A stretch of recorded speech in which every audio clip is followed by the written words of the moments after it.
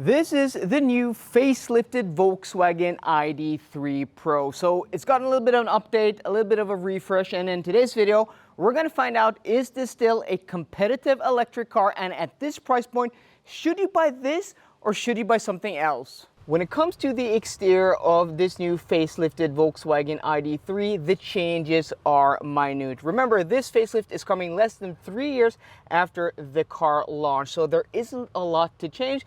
And if you're not familiar with the old car, you may not even notice anything at all. But let's go through what I've noticed and what I know are the changes. So first off, you have a new lower front bumper area, just a little bit cleaned up in its design, and I think it improves the overall look of the front end. And then you have this new green color, which is a really nice color. I really like this color.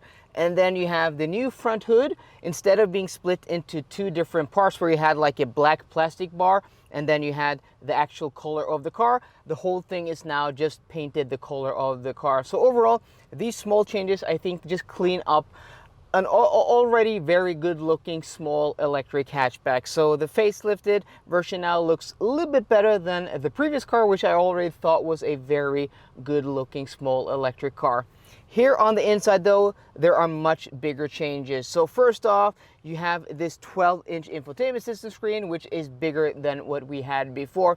It's welcome. I'm not going to dive too deep into the infotainment system screen of these Volkswagen IDs. As I've said before many times, it's not my favorite, but it's gotten software improvements over the years, making usability a little bit better, and it's also not as laggy as when it first came out. But I mostly just use Apple CarPlay in this car. You also have the touch capacitive buttons, which are still here.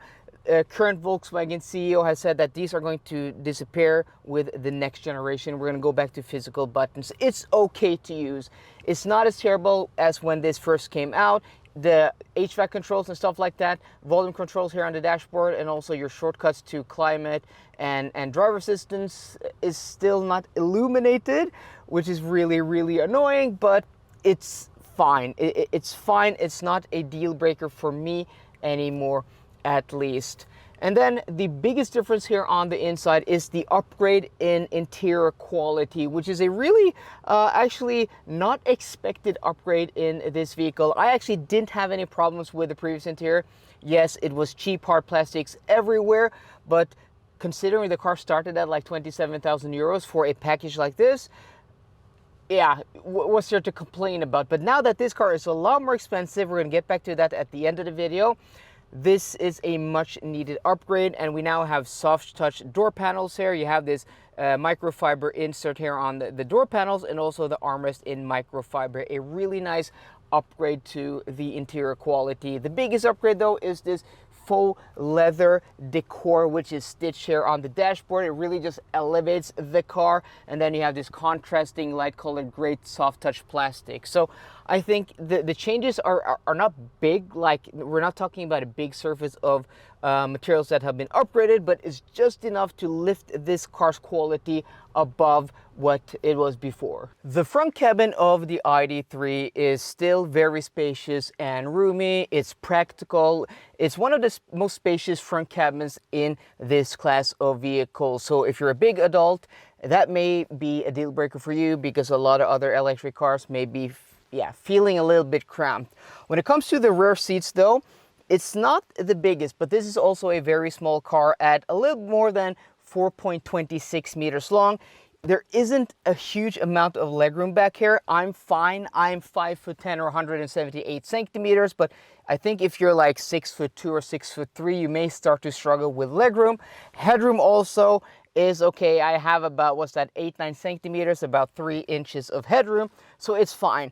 My biggest complaint about this rear seat is just how narrow it is. Yes, this is a small car, but if you compare it to other cars, which are bigger, of course, you're gonna get a lot more room in the width. And the reason I'm comparing this potentially to other cars is because of the price point. We're going to get back to that at the end of the video. And also, I just went to Italy to check out the new Volvo EX30, the launch, and I complained about the rear seats and that car being small. Yes, the ID.3 is bigger here in the rear, but it's still not very spacious. Before I take you guys out on the road and tell you what this facelifted ID.3 Pro is like to drive, I just want to give a huge thanks to today's video sponsor, Zaptec, with their Zaptec Go home charger. The Zaptec Go is a small, cool, and stylish home charger that can charge up to 22 kilowatts on AC charging. It will work with every electric car on the market, even a Tesla, and it's actually one of the best chargers on the market because in 2022 it won best in test in the Norwegian Automobile Association's test of home chargers. So if you're looking to buy a home charger and you want one of the best in independent testing, go to the link down below and purchase one from there. One of the first things you're going to notice while jumping into a Volkswagen ID.3 is just how easy this car is to drive. It has an amazing turning circle. It turns basically on a dime. I mean, I haven't driven a car that has this good of a turning circle. Combined with its compact dimensions, as I said earlier in the video, this is about the same size as a Volkswagen Golf. It's quite short, it's not too wide, and considering that you have this great greenhouse, I mean, this glass area around you is just awesome. You have great visibility. You're sitting a little bit higher than you are in normal hatchbacks because you're sitting on top of the battery. All of that combined makes this just the OP, overpowered, perfect car to live and drive in a city. Even here in the suburbs of Oslo, it's just super simple. You have great visibility, you sit high, and it's just a quiet and comfortable ride on top of that. I mean, the suspension tuning in this car has to be the best in this class of vehicle. This goes down the road like a true German car where it just feels super solid. It feels like it can do 250 kilometers an hour with just your little finger on the steering wheel, at the same time just ironing out those bumps and just smoothing out the road. It's also quite quiet for being this size of vehicle. So I have no complaints about the way this car drives. I think that it may be one of its strongest points, just the comfort, the quietness, this weight of the steering. I mean, it's not sporty. If you try to go quick down, you know, a twisty road or in and out of a roundabout, it's not going to reward you, but it's just so composed. It's just nice to drive. You know, I've been driving a lot of Neos lately, and one of my complaints about those cars is just the way they go down a road, the way the suspension feels, the way everything is just tuned, and especially the steering that just feels weird. This is the complete opposite. I mean, this drives better than the top of the line Neo ET7, which costs like more than twice as this car, almost 3 times the price. And this is just a testament to how good the Germans are at engineering and tuning their cars, because it's a really, really nice car to drive. So this being the Pro, it has a 58 kilowatt hour usable battery capacity, which gives us the same 418 kilometers WLTP rated range pre-facelift. So no improvements there. Peak charging speed according to Volkswagen is 120 kilowatts, but I've achieved more than that on several occasions, as high as 131 kilowatts of peak charging speed. And 10 to 80% according to Volkswagen should be around 32 minutes, but I'm guessing this car can do that in less than 30 minutes if you go to a fast enough charger. So stats, specs, everything about this car is really nice. And even though, I mean, the infotainment system isn't the best, these touch capacitive buttons aren't the best, it doesn't annoy me. Like, again, going back to those Neo cars, they're just annoying to use. They bing and bong at everything. This doesn't even do that. And this is one of the few cars where I don't feel like I have to turn off lane keep assist on normal roads. Maybe if I go down a B road without road markings, it can be a little bit intrusive, but here on normal, like suburban roads here outside of Oslo, it's fine.